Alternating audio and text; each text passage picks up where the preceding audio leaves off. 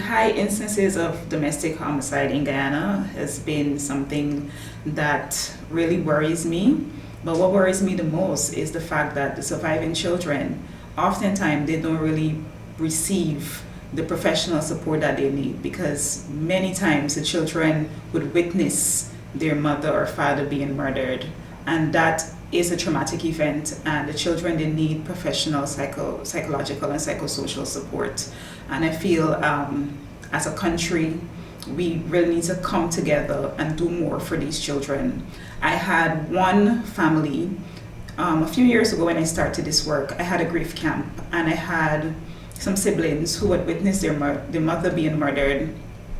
They attended the camp, and I was able to do some work with them, with my team. But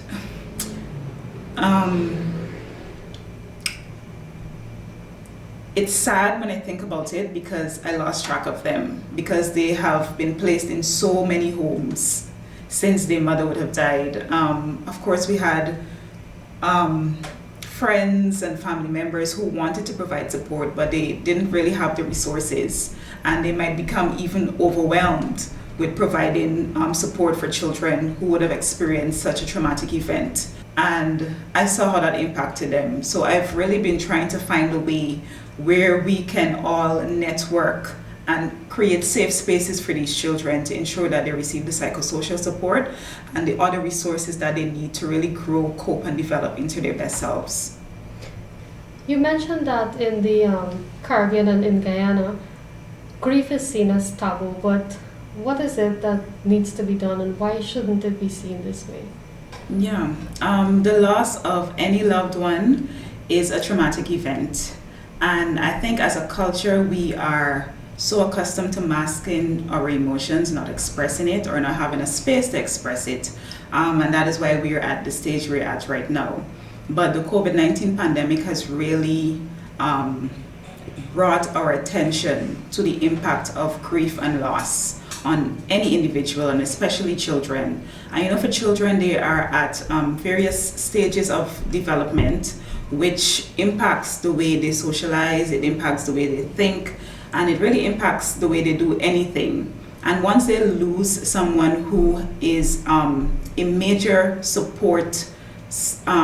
part of their support system, it affects them emotionally, and there are other dimensions as well.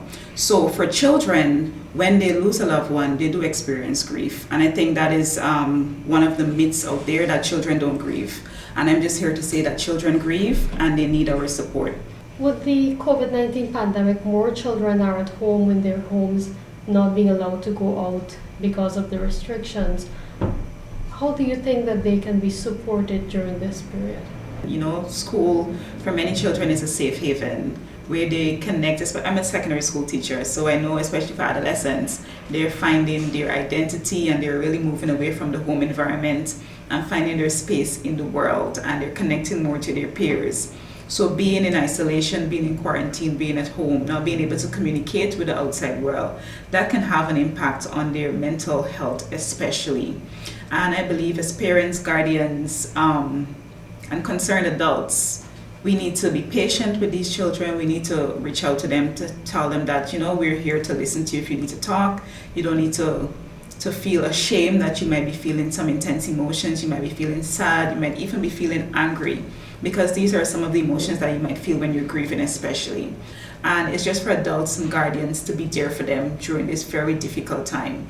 I mean, it's even difficult for adults as well. So I would just encourage them to be gentle with yourself, take care of yourself, and if you need to even join a support group, social media is there. Many persons have used that platform to express their grief, and people would have been given the opportunity to reach out and lend support in whatever way they can. So we cannot meet in physical spaces, but we can create virtual spaces, whether it's a WhatsApp group, whether it's a Facebook group, a Facebook post, Zoom meetings, whatever it is. Try to stay connected to someone else, to talk to someone else, and take